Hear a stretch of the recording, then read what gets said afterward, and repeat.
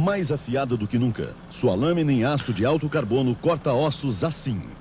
Usando o Sonic 2000, o incrível mini amplificador que aumenta em até 22,87% o seu poder de audição.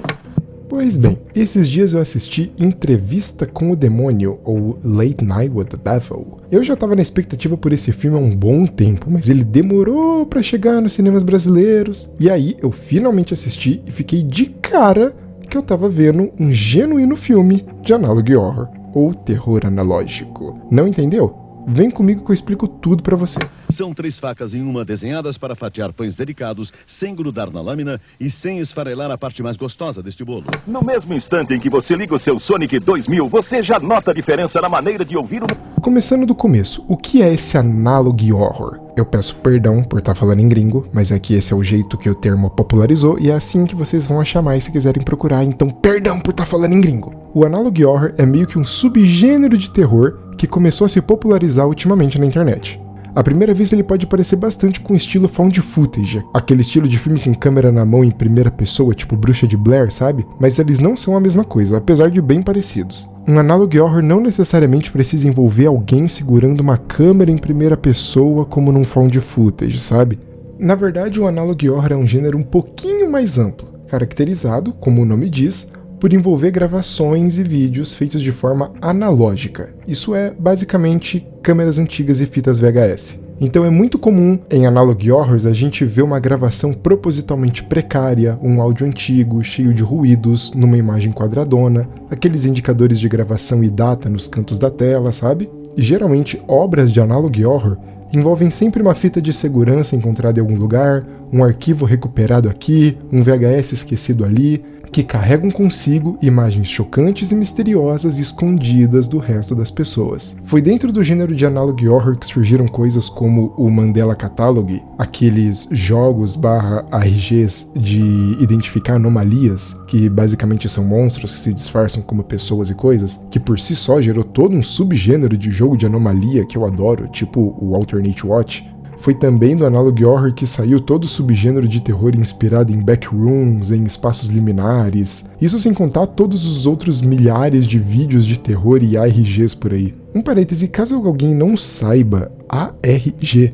é uma sigla para Alternative Reality Game, que é basicamente um tipo de jogo onde uma pessoa desenvolve um mistério a ser resolvido e espalha pistas desse mistério pela internet, e a sua função é investigar aquilo por conta própria, como se você estivesse vivendo naquela realidade e conduzindo sua própria investigação. É um mundo de jogos muito maneiro.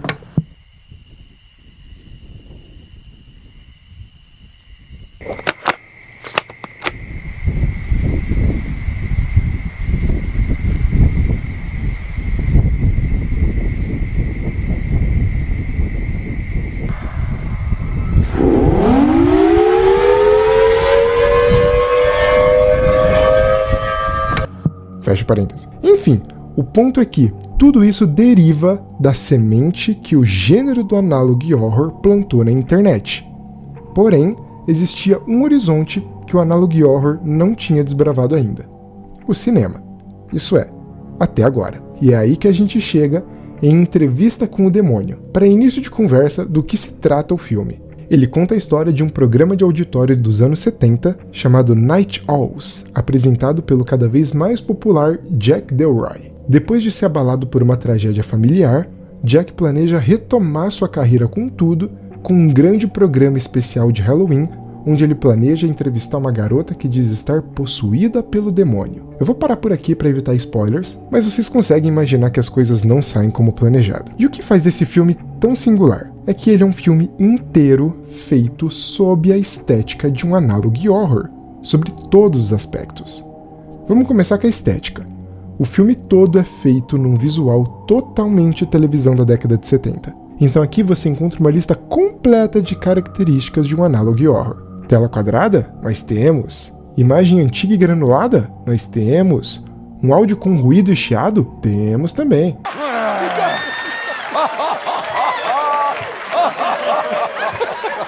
Gus McConnell, ladies and gentlemen.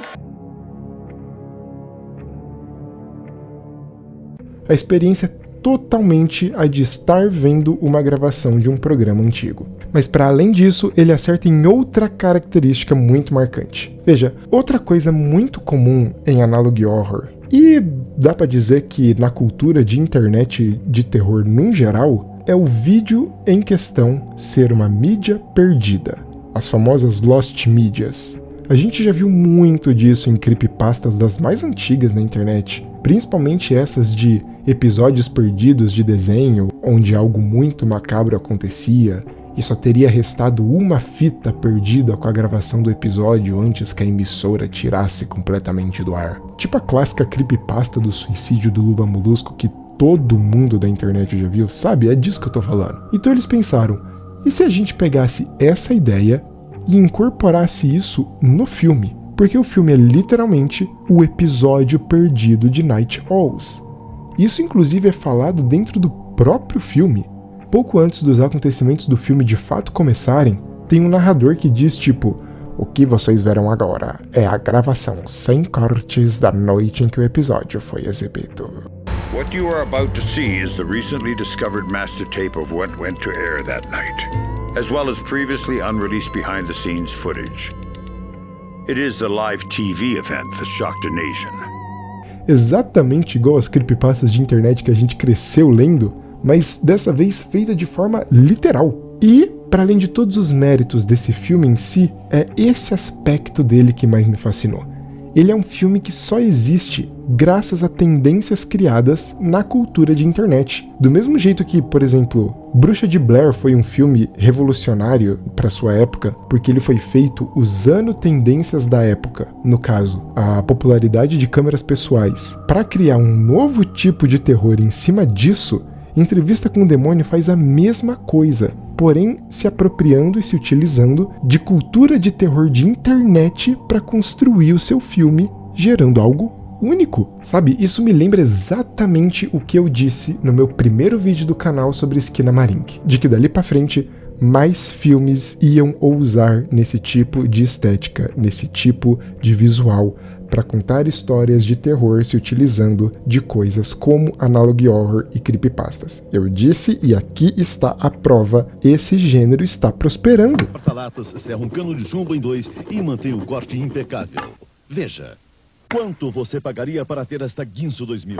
Tudo é mais nítido e claro. É incrível que eu deixava de ouvir antes. Tudo bem, mas de boas intenções o inferno tá cheio. Com todas essas boas ideias, o filme consegue entregar um bom terror e um bom entretenimento?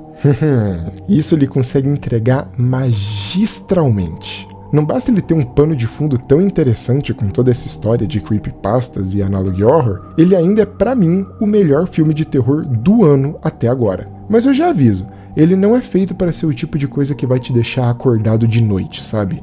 Para combinar com a estética dos anos 70, o filme se permite ter um tom um pouquinho mais puxado para um terror trash, com bastante sangue meio falso e uns exageros visuais, que claramente não tá se levando tão a sério. Ele não tem um tom meio realista e visceral. É quase, e eu repito, quase puxado para galhofa, mas não chega a ser galhofa. Mas você vê de que o tom do filme é um pouquinho menos sério do que você normalmente vê em filmes de terror. Mas isso de forma alguma tira méritos do filme. Ele na verdade é um filme atmosférico. É para você ir entrando no filme como você entra numa piscina que tá gelada, só que conforme mais tempo você fica dentro da piscina, mais você vai se acostumando com a água. É isso que o filme faz com você. Você começa até estranhando um pouquinho, começa meio assim, mas conforme o filme vai passando, você vai entendendo a dinâmica e aquela atmosfera setentista vai te abraçando, vai te cercando, até que quando você vê, você já tá mergulhado de cabeça naquilo. Pode acreditar, seja no cinema ou seja em casa, quando forem assistir esse filme, vocês não vão estar vendo um filme. Vocês vão estar assistindo a gravação única do macabro episódio perdido de Night Owls, no Halloween de 1970, onde eles entrevistaram o diabo.